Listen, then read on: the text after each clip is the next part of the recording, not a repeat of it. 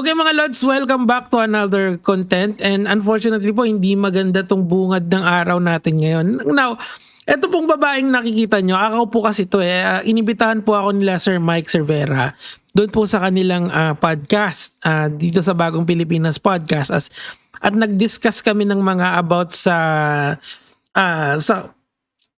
politics, syempre yung mga opinion namin. Tapos si Mima Alicia, of course, very chikadora yung dating niya. Para siyang talagang kung meron siyang nasa isip niya, talagang sasabihin niya, hindi siya magpapapigil. And matagal na siyang anti-Duterte vlogger. Siguro mas vocal pa siya sa akin ng mga una kasi ako nito na lang ako eh. Pero para sa akin, hindi kasi talaga, wala kasing masamang tinapay talaga kay Mima eh. Kaso, of course, meron siyang mga kinukwento sa amin na hindi kaaya-aya. Halimbawa, may kinasuhan daw siya na dati niyang nobyo pero wala akong personal information doon na ano ko lang yon na nakwento niya lang sa amin nung magkasama kami dyan during that time. So siguro bago tayo dumako dun sa mga DDS na bastos, gusto ko lang muna kayong bigyan ng update dito kasi may mga syempre kasi nasa circle na ako ng mga political vloggers eh. Meron akong mga yung mga nasa influencer space ka, tapos meron naman din mga political vloggers. Ibang-iba kasi yung mundo ng mga political vloggers kaysa sa mga influencers. Sa influencers kasi more on clout talaga sila nabubuhay. Unlike etong mga political vloggers, talagang komentaryan and minsan talaga na ano sila, nalalagay sila sa alanganin. Pero fortunately for us, yung unang wave po ng balita na nakuha ko, mukhang ano to ang aim is hindi doon sa kanyang ginagawa sa internet. Ang sabi sa akin, hindi pa naman to final, ano lang to, galing lang to sa source na malapit dito sa nangyari. Ang sabi lang sa akin ay may robbery daw na nangyari. So siguro, kasi si Mima kasi, lahat kasi yung buhay niya kasi bukas na libro. So yung failures niya, yung success niya, nakikita ng lahat ng tao. Yung struggles niya, tsaka yung mga wins niya, nakikita ng lahat ng tao. So alam kung nasaan siya, tapos meron daw mga taong, well, hindi maganda yung nangyari. Yun na lang doon na lang natin iiwan yun. Tapos hintayin na lang natin yung mga susunod na balita. Pero ang nakaka-disappoint kasi, of course, si Mima kasi, may mga sinabi siyang hindi maganda kay Duterte. Siyempre, babalikan siya ng mga fans niya. I think, gano'n naman talaga sa political vlogging talaga eh. So siguro, pag ako, na-deads ako, gano'n din yung gagawin nila sa akin, di ba? Wala na tayong magagawa ron. Nandito na tayo. Kaya nga ako, personally, hindi ko na pwedeng itigil yung political vlogging. Sa ayaw at sa gusto ko. Masyado na ako malalim dito eh. Di ba? Pasensyahan nyo na ako kung kunyari, meron kasing eto na lang yung mga susunod na content. Meron kasi kaming collaboration ng isang influencer na sigurado kilala niyo yun eh.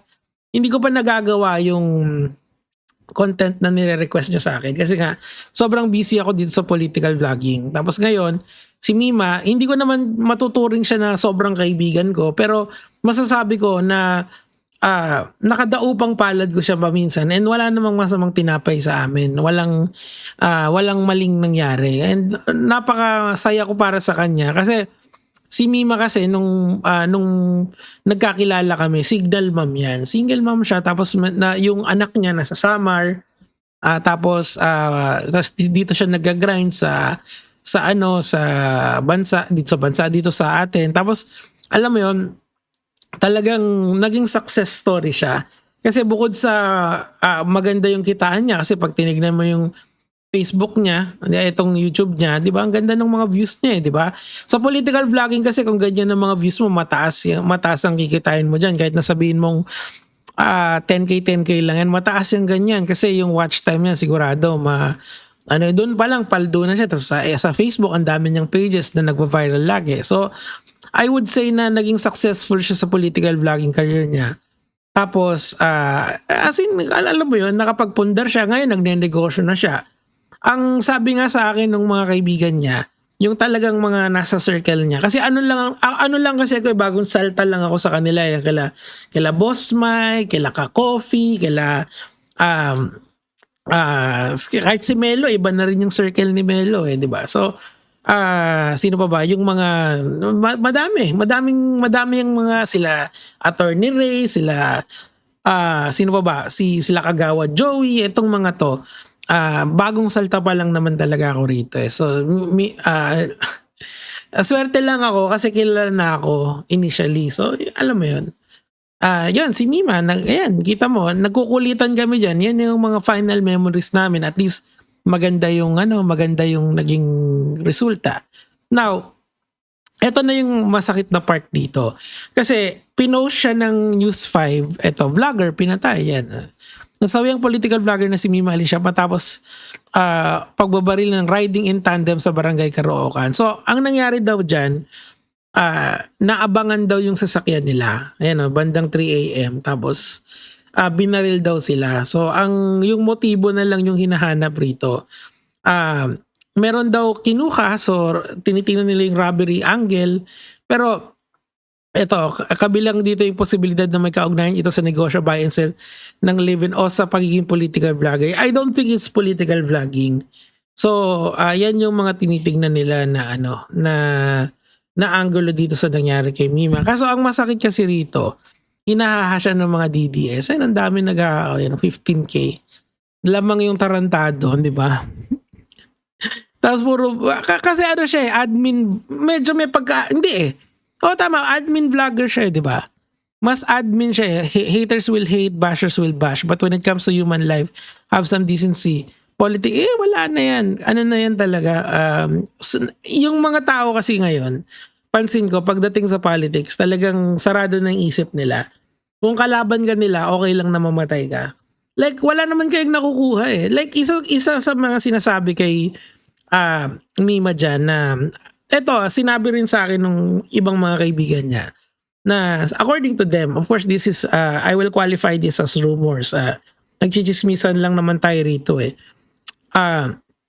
Sabi ng mga ibang kaibigan niya, na according to them, marami daw death threats talaga si Mima. Ano lang yan eh. Isang one bad day nga lang ang kailangan mo dyan sa mga ganyan eh. Yan, tas wala na. Yan ang napundar niya, wala na. And I heard na yung may bahay na daw siya na okay sa Samar, di ba? Yan, masakit talaga yung nangyari dito kay Mima. And yung sa anak niya rin, hindi natin maano, di ba? So, I'll get to give you the details. Sigurado ko naman may mag-i-invite sa akin doon sa baka hindi na rin ako pumunta kasi parang yung gusto ko kasing lasting memories niya sa akin nung ganyan pa. Parang mabigat sa akin kahit na sabihin mo na hindi naman kami ganun ka-close, pero wala lang, parang napaka-freaky kasi nung nangyari. 'Di ba? Parang di mo inaasahan na mangyayari sa kanya to. 'Di ba? So, alam mo 'yun, maiintindihan mo, aksidente, ganyan, pero yung ganito na cold blood murder, 'di ba? Parang I'm not sure kung murder, pero in my opinion parang ganun na rin. Ayun, kita mo to. What goes around comes around. Focus on unfocused crime ba ito? Tatay na karton, St. Peter, 'di ba? Kasi meron siyang mga sinasabi din kasi sa papakita ko sa inyo kasi nag-post din ako dyan eh. And yung iba kasi nag-i-speculate agad na it's a political matter. Hindi po siya political matter. Ayan o. Sino nga yung naging karton? Ayan. Pati ako, nadadamay sa ganyan. Diyos ko naman. Kita mo yung mindset na binibigay ng mga Duterte. Malapit ka na, boss. Bakit ako, inano ko kayo? Ganun ba yon kapag may sinabi kang masakit kay Digong? Dapat patayin ka. Di pinoprove nyo lang pala na tama yung move ni Marcos na ilagay siya sa dahig, di ba?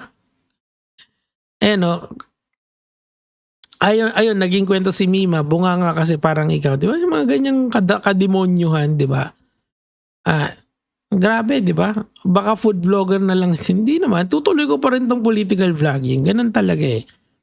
Hoping, tingnan mo to. Ito, pa to? Verified user pa to. Hoping madagdagan, baka ikaw na next. Di ba yan yung mga mindset na binigay ni Duterte na kapag kalaban ka, okay lang na mamatay ka. Di ba? Without, hindi na marunong yung tao ngayon na yung lalong-lalo na yung mga followers na ni Duterte na maging human, 'di ba? Ako, kung gusto kong sakyan yung BDS hype diyan, pwede. Pwede kong ipahid diyan kasi may mga nakikita akong ibang mga tao na nagpapahiran na sila eh. Ako hindi, aantayin ko yung police report, tapos yung chismis ko sa inyo na police report, doon lang tayo. Wala tayong idadagdag, wala tayong ibabawas. Yan ang hirap talaga ngayon sa bansa natin eh. Masyado tayong kinain ng politika na yung ating humanity is nawala na, 'di ba? It's so disappointing. It's so disappointing and it's so sad to see na ganyan yung nangyayari. 'Di ba? I mean, nobody wants this to happen, 'di ba? To anyone.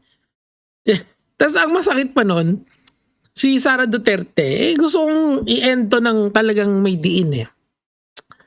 Nagagalit sila, pinagtatanggol nila si Sara Duterte na freedom of speech yung nangyari sa kanya. Anong tawag niyo diyan? Freedom of expression? Hindi, 'di ba? There's a wrong way and a right way to express yourself. Hindi yung mga ganitong bagay. 'Di ba? Walang 'yan, no? Walang kwenta talaga mga tao ngayon sa DDS, no? Anyway, next topic na tayo, mga lods. Rest in peace, Mima. Diyos ko, Lord.